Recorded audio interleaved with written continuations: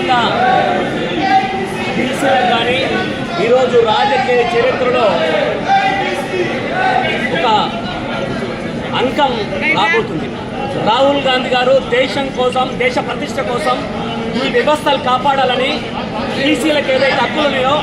వారి 42% ఇవ్వాలని రాజ్యాంగబద్ధంగా పార్లమెంట్లో ప్రవేశపెట్టాలని, అదేవిధంగా రోల్ మోడల్గా అన్న రేవంత్ అన్న ప్రవేశపెట్టిన విధానాన్ని దేశవ్యాప్తంగా చేయాలని చెప్పేసి కోరపడం జరిగింది. ఈరోజు నిజంగా ఒక బీసీ బిడ్డగా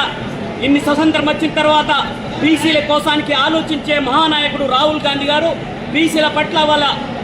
అంకుటితమైన దీక్షతో వారు ఈరోజు బీసీలకు ఏవైతే హక్కులు ఉన్నాయో అన్ని ఎంపవర్మెంట్ ఇచ్చి ఈరోజు అన్ని విధాలుగా ఆదుకుంటామని చెప్పినప్పుడు చరిత్రలో నిలిచిపోయే రోజు రాహుల్ గాంధీ గారు ఉంటారని, వారు అధికారం అనేది లేకుండా ఈ చరిత్రలో నిలిచిపోయే విధంగా పేద ప్రజలకు ఏ విధంగా సేవ చేయాలా, పేద ప్రజలను ఏ విధంగా వాడుకోవాలా, పేద ప్రజలను ఏ విధంగా వారిని ఆదుకోవాలని చెప్పేసి ముఖ్యంగా వారు ఆలోచించడం జరుగుతుంది. అందుకోసానికి వారు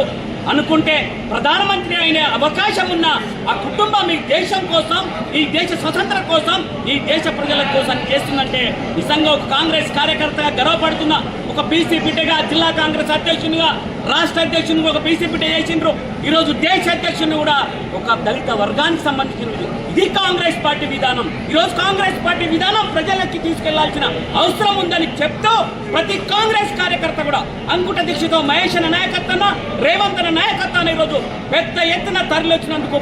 పేరున వారికి కృతజ్ఞతలు తెలియజేసుకుంటూ కాంగ్రెస్ పార్టీ చూసి ఊరుకోదు, అన్ని వర్గాలను కలుపుకొని బీసీ 42% ఏదైతే డిక్లరేషన్ ద్వారా